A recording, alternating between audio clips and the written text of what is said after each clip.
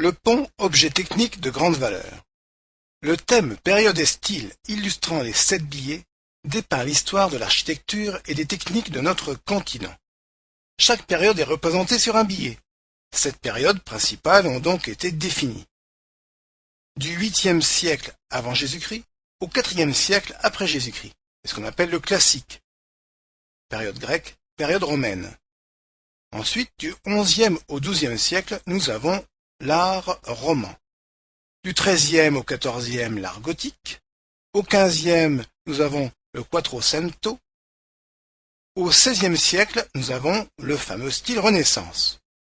De 1600 à 1750, nous avons le baroque et le style rococo. En 1850 jusqu'en 1914, nous avons l'architecture réalisée en verre et métal.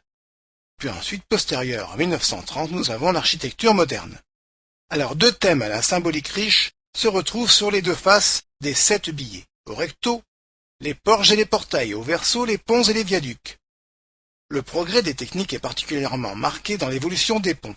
En effet, au cours des siècles, le profil du pont a constamment tendu à se rapprocher de l'horizontale et les piliers se sont allégés et amincis par rapport à la largeur du pont. Alors nous avons l'aqueduc, c'est le style antique. Le pont qui illustre le verso du billet de 5 € est un aqueduc à 3 étages. Les arches voûtées se rétrécissent à chaque étage. Les Romains construisaient ces aqueducs pour alimenter en eau leur cité. Ensuite nous avons le pont roman, c'est donc le style roman. Le verso du billet de 10 € montre un pont de pierre aux arches semi-circulaires. Les piliers massifs sont renforcés par des contreforts, on dit aussi des fausses piles, qui servent à dévier le courant vers les arches. Ces ponts étaient souvent construits par des ordres bâtisseurs religieux. Nous avons le pont gothique, de style bien sûr gothique.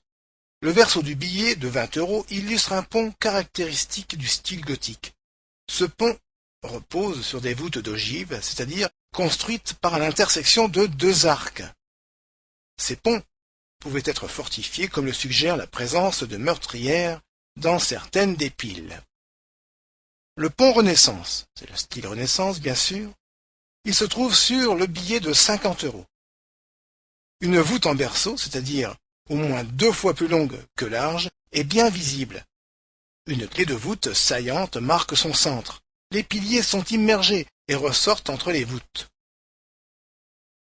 Nous avons le pont du XVIIe siècle de style baroque. Le verso du billet de 100 € illustre un pont typique de cette époque. Cet ouvrage illustre l'apogée du pont en pierre. La portée des arches en anse de panier est maximale par rapport à la hauteur et les piles fines et élancées sont émergées. La présence de cornes de vache, on appelle cela la partie biseautée des arches proches des piles, est caractéristique de ces ponts. Elle augmente le débouché, c'est-à-dire le débit maximal de l'eau, et accroît la résistance du pont aux divers crues et débordements de la rivière ou du fleuve. Nous avons le viaduc métallique, typique de l'architecture du XIXe siècle. Le verso du billet de 200 € représente un viaduc exclusivement métallique, caractéristique du XIXe siècle. La voûte est constituée d'une armature métallique qui épouse la forme d'une parabole. Ce viaduc est d'un seul tenant. Il prend toute la largeur de l'obstacle. Les 2 culées en maçonnerie contiennent la poussée de l'arche. Nous finirons par le pont à haubans moderne. Ça, c'est typique de l'architecture du XXe siècle.